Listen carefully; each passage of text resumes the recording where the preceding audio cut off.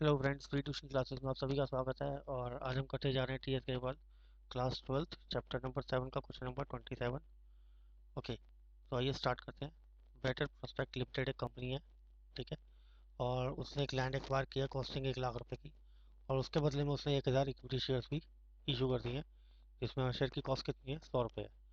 और फर्दर जो है कंपनी फिर 4000 इक्विटी शेयर्स इशू कर देती है पब्लिक के लिए, ठीक है।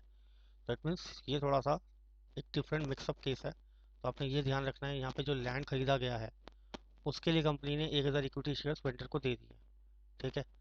और साथ ही साथ कंपनी ने पब्लिकली 4000 इक्विटी शेयर्स भी इशू किए हैं, जिसपे 30 रुपये तो कंपनी एप्लीकेशन पे चार्ज कर रही है, 30 रुपये अलॉटमेंट पे कर रही है, 40 रुपये फर्स्ट एंड फाइनल कॉल पे चार्ज कर रही है। साथ ही साथ हमें ये भी बोला गया है कि जो शेयर अलॉट हुए हैं उन सब की मनी अमाउंट जो है रिसीव हो जाता है, सिर्फ 200 शेयर्स के ऊपर जो है पैसा प्राप्त नहीं होता है। किसके लिए? कॉल के लिए। इट मीन्स फर्स्ट और फाइनल कॉल की 200 शेयर्स का पैसा अभी तक कंपनी को रिसीव नहीं हो रहा है। तो हमने थोड़ा सा इस केस को सॉर्ट आउट करना है, इसको थोड़ा ध्यान में रखना है, और जनरलिटी मेंटेन करनी है, साथ ही साथ बैलेंस शीट भी बनानी है।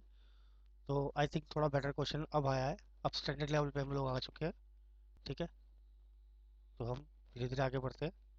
तो सबसे पहले बेसिक केस को समझ लेते हैं यहाँ पे, कि जैसा कि मैंने आपको बताया था कि 30 रुपये कंपनी ने एप्लीकेशन पे इशू की है, 30 रुपये अलॉटमेंट पे ले रही है, 40 रुपये फर्स्ट एंड फाइनल कॉल पे ले रही है। तो कंपनी 100 रुपये एक्चुअल में चार्ज कर रही है। और हमें एक्सेप्शन सिर्फ इतनी बताई गई है कि 200 जो फर्स्ट एंड फाइनल कॉल का जो पैसा है शेयर्स का वो रिसीव नहीं हुआ है।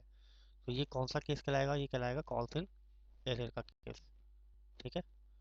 ये आपको ध्यान रखना है यहाँ पे। तो आइए स्टार्ट करते हैं सबसे पहले बेसिक एंट्री के लिए, क्योंकि कंपनी ने एक लैंड परचेज किया है तो लैंड अकाउंट डेबिट हो जाएगा, और वेंडर का नाम नहीं है तो क्या लिख देंगे सीधा हम?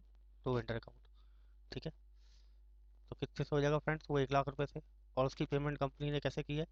उसको 1 लाख रुपए के शेयर्स इशू कर दिए गए हैं, ठीक है।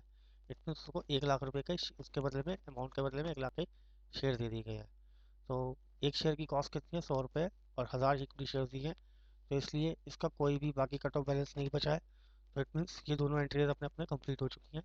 अब हम फर्दर आगे बढ़ते हैं, जिसमें कंपनी ने पब्लिकली शेयर्स इशू किए हैं। तो जैसा कि पहली एंट्री जो होगी वो कौन सी होगी? Bank account debit to equity shares application account. It means company को जो है एप्लीकेशन रिसीव हुई है यहाँ पे। तो बेसिक केस है यहाँ पे, तो बिल्कुल सिंपल सा है कि 4000 शेयर्स कंपनी ने इशू किए थे, और 30 रुपये के हिसाब से एप्लीकेशन का अमाउंट पैसा रिसीव हो चुका है। तो आप उसे मल्टीप्लाई करेंगे तो कितना अमाउंट निकलेगा? 1,20,000 निकलेगा, जैसे हम बेसिक जनरलिटीज करते आ रहे थे। तो कंपनी ने एप्लीकेशन रिसीव कर लिया, सब सारे शेयर्स जो है अलॉट भी कर दिए हैं, तो इसमें भी कोई कन्फ्यूज़न नहीं है। तो नेक्स्ट जो एंट्री हमारी मेंटेन होगी वो क्या होगी? शेयर कैपिटल अकाउंट के अंदर पैसा ट्रांसफर करने की होगी।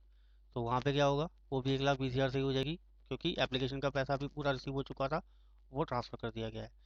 तो और सेकंड, साथ में हमें पता है कि अलॉटमेंट में भी कोई दिक्कत नहीं है। तो अलॉटमेंट से रिलेटेड दोनों एंट्रीज भी एकदम ओके हैं यहाँ पे। 1,20,000 के हिसाब से होंगी वो भी, क्योंकि 30 रुपये अलॉटमेंट पे चार्ज कर रही है कंपनी। जब कंपनी ने जब कॉल्ड अप किया, ये कॉल्ड अप की एंट्री है। और जब पैसा रिसीव हो गया, ये नेक्स्ट एंट्री वो वाली है कि जहाँ पे कंपनी ने पैसा रिसीव कर लिया है। तो उस एंट्री को हम कैसे मेंटेन करते हैं आप लोग को ऑलरेडी पता है, bank account debit to share allotment account के हिसाब से करेंगे, ठीक है। ये भी उतने से ही हो जाए, 1,20,000 से हो जाएगी दोनों की दोनों एंट्रीज। तो आइए, सबसे मेन इंपॉर्टेंट केस कौन सा है हमारा? हमारा मेन केस है यहाँ पे फ्रेंड्स, देखने वाला कॉल्स का, कि जिसका पैसा जो अभी तक रिसीव नहीं हुआ है। तो उसके लिए हम क्या करते हैं? सीधा फ्रेंड्स नोट्स वाले एरिया में चल देते हैं। सॉरी, इसमें नोट्स नहीं बनाए गए हैं, मिसिंग है। कोई बात नहीं, हम फर्दर इसको ऐसे ही मैनुअली कैलकुलेट कर लेते हैं। तो सबसे पहले हम देख लेते हैं कि जो अमाउंट रिसीव होना चाहिए वो 4000 शेयर्स पे कितने का होगा? 40 रुपये के हिसाब से होगा, ठीक है। कितना निकलेगा? 1,60,000 रुपये। तो ये कंपनी ने पैसा जो है कॉल्ड अप किया था, ये मांगा था, ठीक है। और जब ये ड्यू किया गया, मतलब मांगा गया, और नेक्स्ट एंट्री जो होगी हमारी, वो पैसा रिसीव करने की होगी।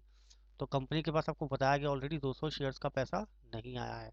तो इट मीन्स 200 शेयर्स के लिए कितना पैसा नहीं आया है? आपको पता है 40 रुपये के हिसाब से नहीं आया है। तो अगर आप 200 को 40 से मल्टीप्लाई करेंगे तो फ्रेंड्स कितना अमाउंट निकलेगा हमारा? वो निकलेगा 8,000 रुपये। तो इट मीन्स ये अमाउंट कंपनी ने अभी तक रिसीव नहीं किया है एक्चुअल में, ठीक है। तो इसको हम किस अकाउंट के अंदर शो रिप्रेजेंट करते हैं? इसको हम शो करते हैं कॉल्स इन एरियर्स अकाउंट के अंदर में, ठीक है। जो पैसा आ चुका है वो डेबिट हो जाएगा, it means bank account debit हो जाएगा। और कॉल्स इन एरियर्स, क्योंकि ये क्या है कंपनी की एक तरह से नॉन रिसीविंग है जो अभी तक मिली नहीं है, ये एरियर्स है, बकाया है, ठीक है। और 2 shares first and final call account क्या हो जाएगा, क्रेडिट हो जाएगा, जैसा हम ऑलरेडी करते आ रहे हैं कॉल्स के लिए, ठीक है। वो कितने से होगा, 1,60,000 से टोटल कर देंगे इनका, 1,60,000 से हो जाएगा। तो फर्दर हम आगे बढ़ते हैं अब, ठीक है, नोट्स टू कंपनी की ओर।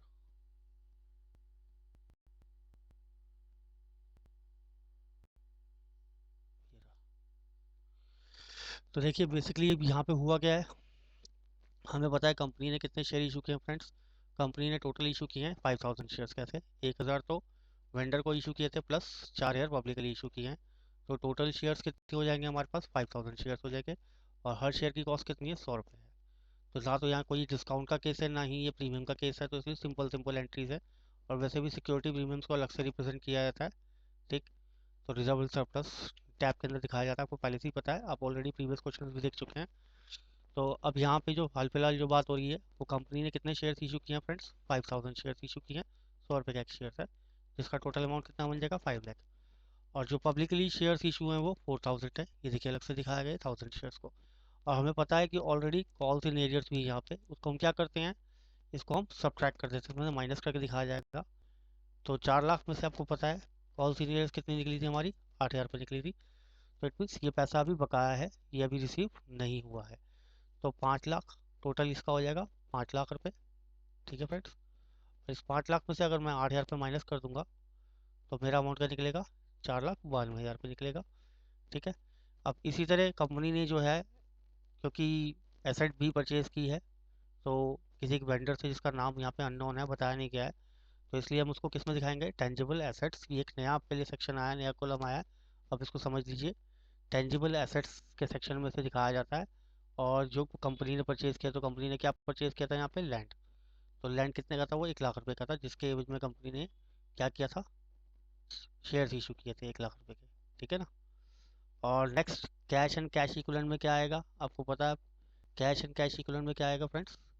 क्योंकि कंपनी के पास क्या आ चुकी है, टेंजिबल एसेट आ चुकी है, तो इन दोनों को हम क्या करेंगे, अब सब्ट्रैक्ट कर देंगे, ठीक है। इन दोनों को सब्ट्रैक्ट करने पे हमारा अमाउंट क्या निकलेगा, 3,92,000 निकलेगा। ये किस में जाएगा हमारा, कैश एट बैंक में, ठीक है। तो आइए बैलेंस शीट देख लेते हैं सबसे पहले। तो जैसा कि हमने देखा था 4,92,000 निकला था, ठीक।